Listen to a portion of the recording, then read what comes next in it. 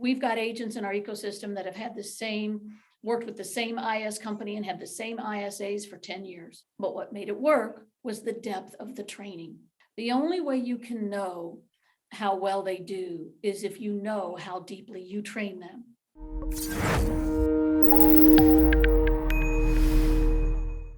Hi guys, this is Pavel. I'm a CEO of Virtudesk, and we have a very remarkable guest.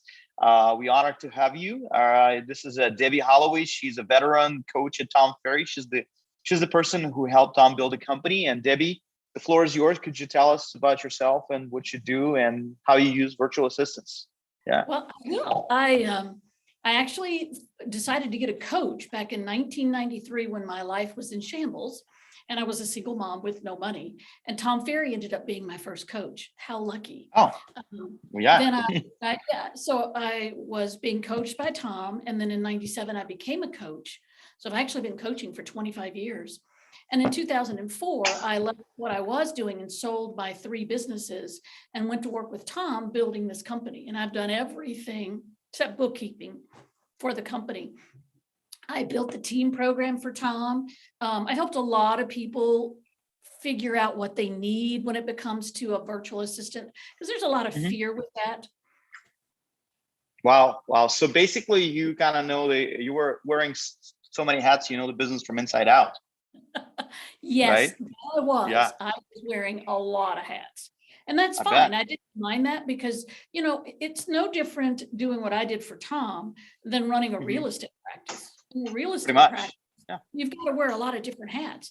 But then you get to a point where you realize you don't need to wear all of those hats.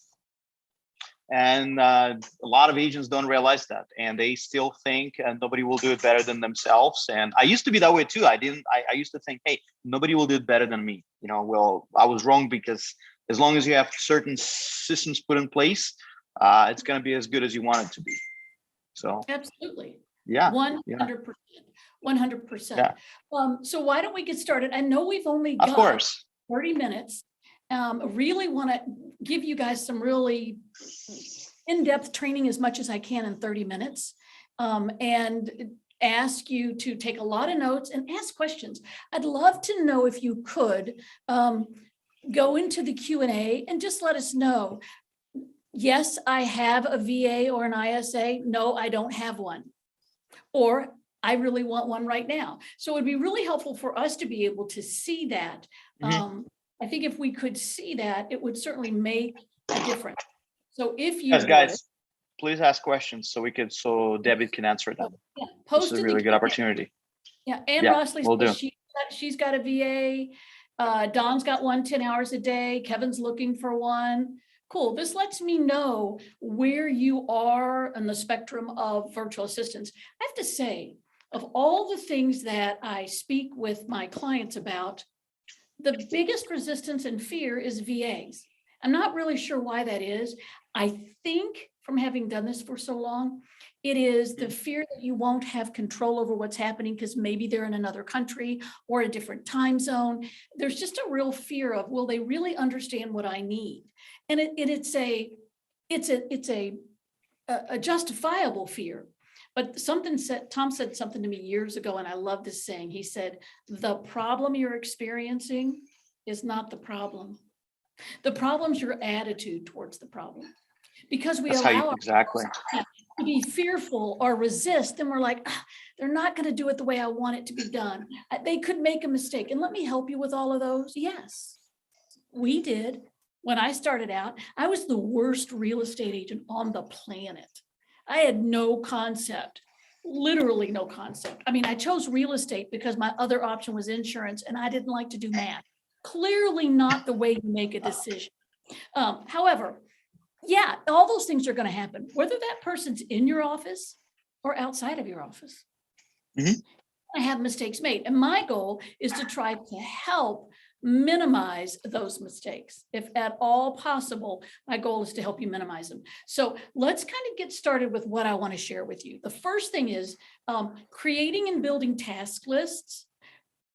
Do you need to know what you want them to do? And I'm going to ask you guys, I've got several here, expectations and job descriptions and all of that. But you got to think about it like this. And this is what I want you to write down. Do I need someone who is forward facing, meaning a voice to speak to, a nurturer, an ISA, someone that's making calls, receiving calls, someone that I know needs to have good phone skills, good communication skills? Or do I need somebody that's just really good with, say, writing and launching email campaigns, taking care of a marketing campaign, not necessarily a forward-facing person, but someone who's really good on maybe updating my databases, making sure that direct mail pieces happen. You got to decide what you want. You can have both, but I think you have to start with deciding what you want. So I'm going to ask you to take a minute and write down. That's a really good point. Exactly. You gotta figure out what you want, what you want. And what I usually tell people, make a list of tasks that need to be done throughout the day, and from that list, put in a separate column things that can be done by somebody else. Pretty much focus on what actually brings you money, not takes your time away from you. 100%. Yeah. And if you don't make a list of what you want and be specific, and by the way, if you're in our Tom Ferry ecosystem, your coach, your fellow agents, they've got tons of lists. You can reach out to Virtudesk. They've got tons of lists of things that you might need to know. And I'm hopefully going to share some of that with you if we can get this PowerPoint to come up. Bottom line with all of this, you have to know what you want. And then once you know what you want, then the next thing you're going to have to do is you're going to have to ask yourself, okay, where do I find them? Mm-hmm. Yeah. Then how do I onboard them? How do I train them? And by the way, training doesn't stop when you think they've got it. It's a consistent and ongoing thing. So it's ongoing. Same with agents, skill sharpening their skills. Same thing. Ongoing 100%. Thing. Yeah. 100%. And then there's a list of tools that you're going to need. Slide number 6, prepare the list of tools you need. And what I love about this slide is that you need something for tracking their time. Very simple. But you also need like an email campaign scheduler if that's what you're doing. You've got to have a password manager. Absolutely. You've got to have storage, productivity apps. You want to be able to train them on everything you have. But keep in mind, the more general you are, I think the higher the expectations are for failure, the more specific you are. All right. Yeah. Perfect. So take a look at this. These are the things you're going to need as far as tools. There are a lot more you're probably going to want to have as well, but this is just a good solid list. Thank you, Kevin, for saying, give us the lead, the list of tools. And by the way, if what you need, I saw you say this, is lead generation, that's what we would really call an ISA. They both fall under the same category, but you're going to want to give them scripts and dialogues to use. You're going to want to practice with them. The only way you can know how well they do is if you know how deeply you train them. Very critical. We've got agents in our ecosystem that have had worked with the same IS company and have the same ISAs for 10 years. But what made it work was the depth of the training. So I'm trying to basically whatever you put in, that's what you get out. Yeah. 100%. The right type of virtual assistant you need. Do you want somebody who's very general? And I try to think of an instance when you would want a very general virtual assistant. And I think that if you're a newer agent or you're a solo agent and you really don't want to deal with somebody in your office, I know for me, my social media gal is virtual and it's great. But she's very specific. For general, I think it's somebody really starting to put their toe in the water with this. Inside sales, as Kevin had asked about for lead generation, that's your forward-facing person that you're going to want. For me in particular, the executive virtual assistant would be the one I would jump all over because I'm really good in sales. I don't want to know anything else. I want to know the people to hire that can do that job for me so I can do what I'm best at rather than me trying to do a little bit of everything and I'm not that good at anything. You've got to know what you're good at. I had a coaching call today with a client And she loves to go deep into the research of marketing tools that are trending and what to do. And she will spend days on it. Now, do you think that affects her real estate practice? Probably 100%. does. Yeah, 100%. of course. And yet she's a course. complete realtor. So I said to her, why don't you just put your toe in the water and go, okay, I want to know more about this. Then go to your VA and say, research that, come back to me with a proposal of how we can make that work on our team. Then if you need to do some more research, fine. But in the time that VA is doing that research for you, you could sell 3 or 4 houses. So that's why I would encourage you to think in terms of finding someone that fills in the gaps that you're not as good at, and don't stop doing what you're the best at. Okay, let's go to creating and building your task lists. So here's the responsibilities to give you an idea. The general virtual assistant, customer inquiries, a little social media content creation. And I gotta say, I really recommend, if at all possible, marketing is everything these days. Social media, sadly, is everything these days. I would if you're not on social media, you're irrelevant, unfortunately. Completely. Yeah. And I read something yesterday that TikTok is the biggest of all of them. Have you ever looked at TikTok? I mean, my kids play with it. Yeah, it is huge. Yeah. It's absolutely huge. So, but as agents or as in any industry, you can't go down that rabbit hole and try to figure it out when what you do best may be sales. So that's a general virtual assistant. And then under that, you'll see the inside sales agent's responsibilities. I love it that people have inside sales. I coach a client in Florida, and her ISA is the absolute best thing ever. Loves her job so much that she spends time outside of the job just getting better on her own for what she does. And listen, can you do all this by yourself? You can. I'm not, again, like I say to you, I'd rather pay and have someone do it for me than to try to figure that out when it comes to this, because my job is sales. So now let's go to the next one down. Looks like we had a question from Kevin here. Would you like to answer that, Debbie? Sure. He says, curious about financial incentive structure has worked for you for an inside sales person. Do you have a team financial structures you can share starting from one ISA to multiple? I think you're better off to answer this. Yeah. Yeah, and it's a great question because I get it all the time. So how do I pay them?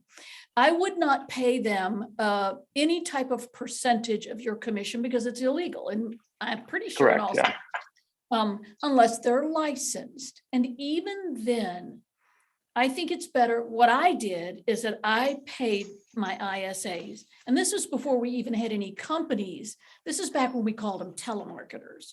So there were no companies offering this service. That's why I say if there was a company offering it then, I'd have been all over that.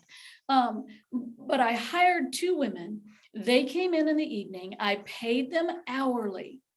I couldn't pay them based on commissions that were made. I started out paying them, Kevin, again, this goes way back, $25 if they got me an appointment, and then $200 if I got the listing. But what I found was they were getting me a lot of appointments that weren't well qualified. So I dropped paying them on the appointment, and I paid them more if I took the listing, because I said to them, I'd rather you work hard to qualify this appointment so that I can take it, and I'll pay you $300. And then every quarter I gave them a bonus. I couldn't tell. I said, listen, I'll give you a bonus every quarter based on your results, because that's all. Because it's pretty much pays for itself. Yeah. Yeah. And so what I had to do is I had to look at what they did, and they got bonuses. They were happy. They never left. I mean, the one died, but they never left. They never left me. So I'm a big believer in paying like that. Now, if you've got a service, if you're working with a service for this, let them work with that. You don't need to fool with it. Yeah, that's exactly what I said. It wasn't available when I started this. We didn't even call them ISAs. We called them telemarketers. So, and that was a lot harder to do because I had to completely do everything to get them up to speed.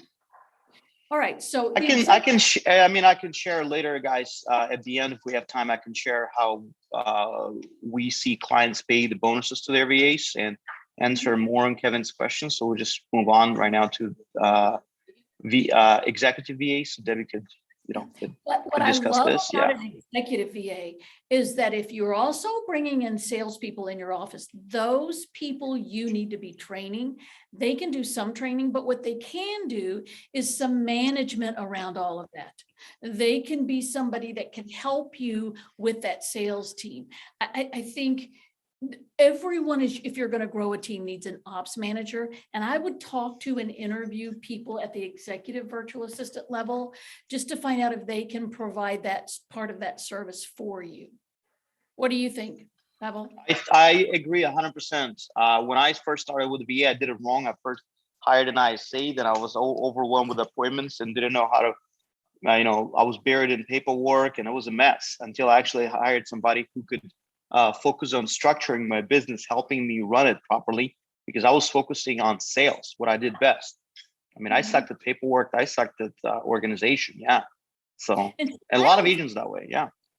And the fact that you say, oh, I sucked at this, I would say to you, good for you. At least you knew what you did best and you found people to do the rest. That to me is so important. Again, I go back to what Tom said. The problem's not the problem. The problem's our attitude towards it. If we think we have to be in control of everything and we have to learn everything, we don't. We don't. We can control everything. No. So let's keep moving. Yeah. Okay. I love this part. You're going to create a weekly checklist and a daily checklist. Now, this is just an overview of some of the things that could be on your checklist, but you need to be tracking numbers if you have an ISA at all times. Contacts, conversations, appointment set. I would even have a conversation with my ISA about the nurturing time, how long it's taking to nurture from nurture, because they're not going to nudge yet, to the actual nudge. How much time does that take? That may tell me something. Maybe I need to do a little bit more training. Maybe I need to add a few more things in there to sweeten that pot while it's nurturing. Videos, emails, just touches to try to shorten that nurturing time if at all possible.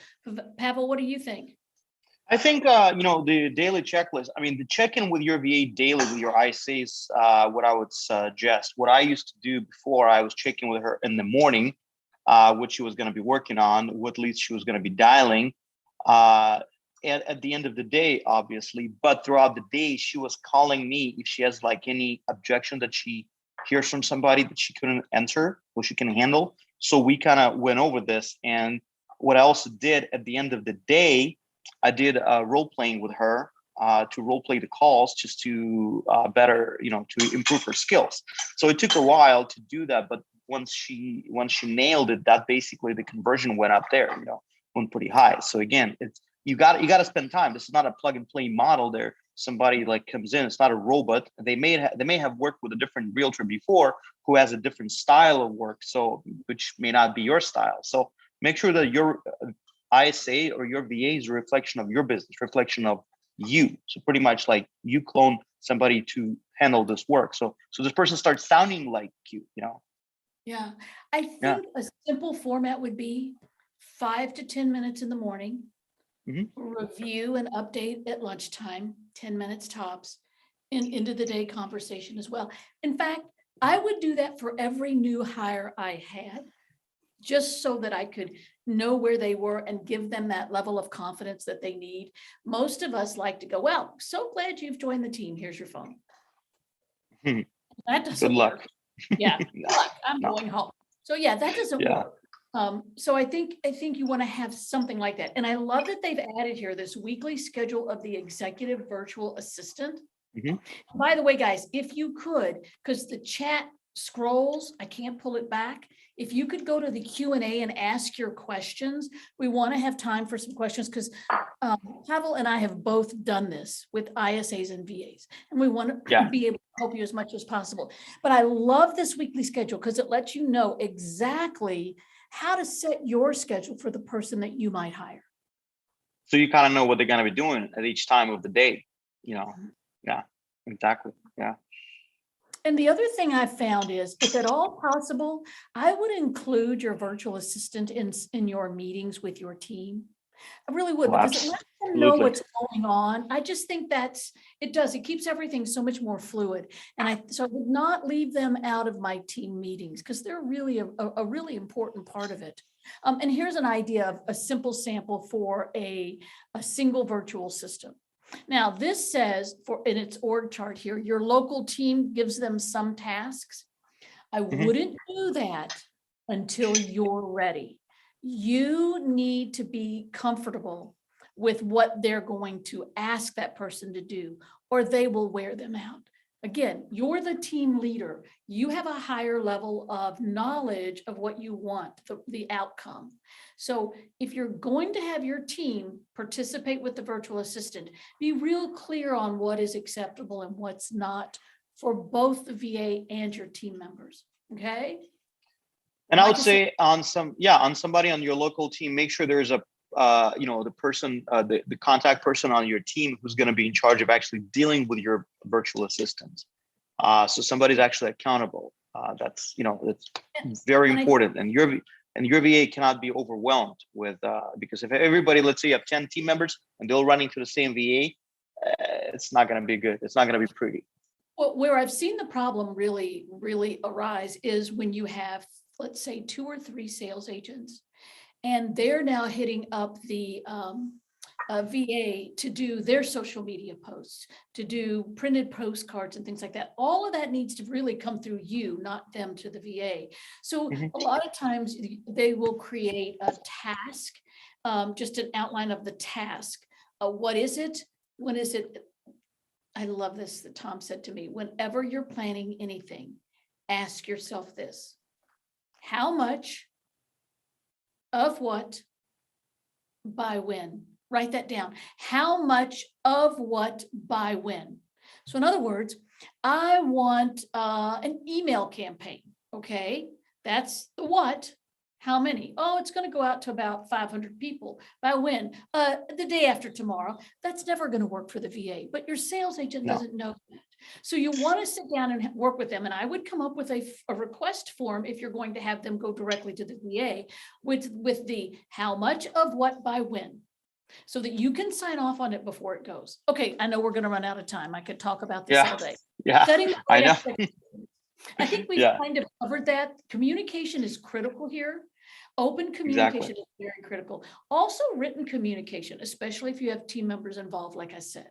All right, let's keep going. And I hope you guys will go to the Q&A and ask your questions. I love this. This is just a very small sample of an onboarding checklist. Again. We'll send you guys to the this whole stack and information that we have, and Debbie, helped us to put it together.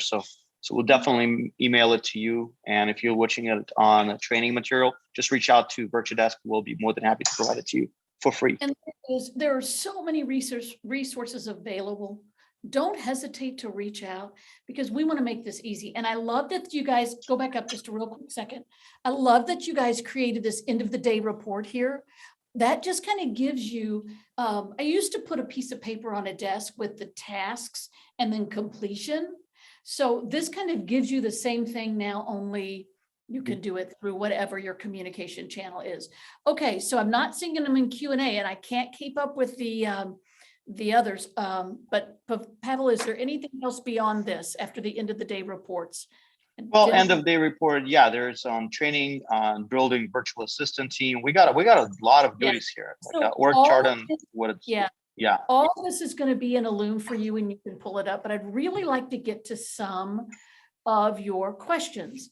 So if you could go to the Q&A, if you could, I'll try to grab some of these that I can answer. Looks like, Kevin wants me to answer the incentive structure. Sure, Kevin. Basically, as you know, I run a virtual assistant company called Virtudesk, and you can scan this QR code right now that's being displayed, and request more information or join our community, Facebook community, leverage. But the way we see how clients pay bonuses to their virtual assistants, their ISAs, they, in order to, some say, okay, per each closing, I'm going to pay my VA, depending on price, like $200, $300, $500.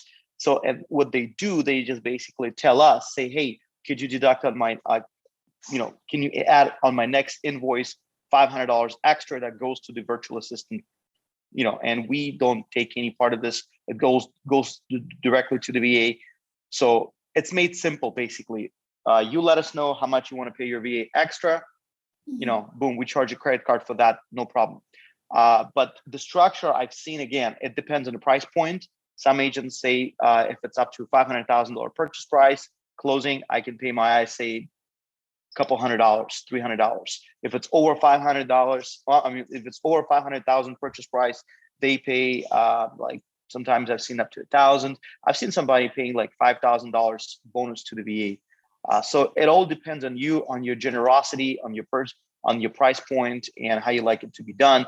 But as far as the mechanics of that, again, we at Virtudesk can handle that. If you hire a VA from us, we've built the process for that already. So you can contact us and we'll be more than happy to walk you through that. And I will add, whatever you do not tie what you pay in bonuses to anything real estate transaction related. Like I said, I just said I'm going to give you quarterly bonuses based on results. I didn't say whose results. I didn't say what results. They were always well taken care of, but they had to trust me because you don't want to get in trouble. The whole thing with employment versus independent contractors is becoming a really big deal these days. I love Anne Marie's question because Anne Marie, I got to tell you, I get this question all the time.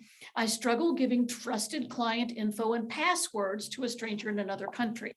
So, and I'm sure, Pavel, you've had this come up. Oh yeah, of course. And a couple of things. We are a US company. We do obviously have VAs in the Philippines who work for us. And what do? We have a very rigorous vetting system. We vet the people who work for us. We background check them. We make sure that they actually adhere to our code of conduct that we have for the virtual assistants. Also, they work on a special tracker that captures, like their screen. You can see their screen, what they're doing for you, and when they log in, log out. So there's more enhanced security. And I understand the hesitancy sometimes of giving password to somebody in another country, and probably wouldn't do it, but there are different programs or softwares that you can use that captures the password without revealing it. So that's not even a problem at all. And I have to tell you, and this is just my experience with clients, I've never had anyone have this as a problem. What I've found is the VAs, they're not really interested in anything than making money and doing the job. I've just never had it come up. And and frankly, when VA works for you, they work on an hourly basis. And again, they're not out there to, ruin their livelihood and steal your information and get fired, basically.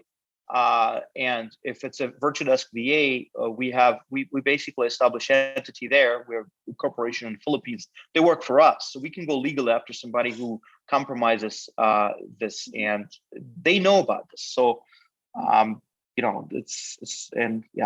Got a question from Eva Budi. Says, I use a time screenshot webcam tracker. Can I cancel that if you have that included? Sure. If you hire one of our VAs from us, you don't have to have, you basically get a tracker already attached with the VA. It's part of the deal when you hire Virtudesk.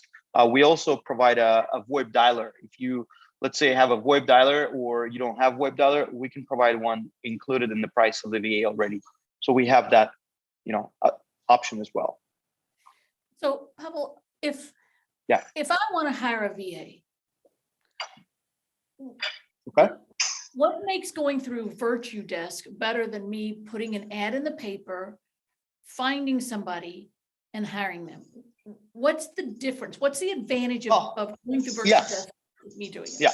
Well, first of all, let's say if you are hiring directly, you can definitely hire directly. What you got to do, though, you got to do the vetting, you got to do background check, and you have to pretty much manage this person 100% by yourself. What we do, we already put vetted candidates in front of you to interview. When you go through us, let's say I need like a video editor or I need a graphic designer. So we're going to vet those people, and we're going pick them based on their experience. So we do the background verification. We do reference check, check with previous employers. We make sure that we put people in front of you who are already vetted by us. So you don't have to do all of that work. What happens, you get an account manager along with this VA, who's again included in the cost of the VA, which is low as it is. And account manager is the more of like a mid-management person who's dealing with your virtual assistant, making sure that virtual assistant performs, and any issues that arise, they're basically being handled. Any HR issues like VA needs time off or got sick or whatever. So that part is actually handled by the account manager and our internal HR department. We also provide them medical insurance, which if you hire somebody in the Philippines, unless you're a big corporation, it's kind of hard to get medical insurance for your employee. We can do that. They get bonuses because they incentivize to keep working for us because of the bonus structure we have. Besides medical insurance, they get retirement benefits, they get paid time off from us. So they're very incentivized to work for us. And if you hire somebody directly and you're not able to provide some of the benefits, you may lose them to competition. It's just the way life is. Yeah, and so longevity is there. Yeah. Absolutely. And I encourage you to go into whatever ecosystem you're in and ask the question, how has it worked for you? What are the costs like? Ask people about hiring ISAs and VAs. I can remember when people would literally try to rent another office, bring in people and do all of that themselves. And it was a nightmare. It was a nightmare. Oh, yeah. Well, I think it's so much easier when you have somebody. So let's see, Ava. Those benefits, oh yeah, they are excellent benefits. Yeah. Trust me, you don't want to get into all the health care, and plus they're screening these people. So I think you can feel comfortable that your information. And another thing, if you're hiring somebody directly, not a lot of people think of that, but when you hire somebody directly in the Philippines, whatever money you pay them, it's pretty much, you cannot really issue them 1099 at the end of the year. You can issue 1099 to us because we're a US company. So you can write it off on taxes as a regular marketing expense. Mm-hmm.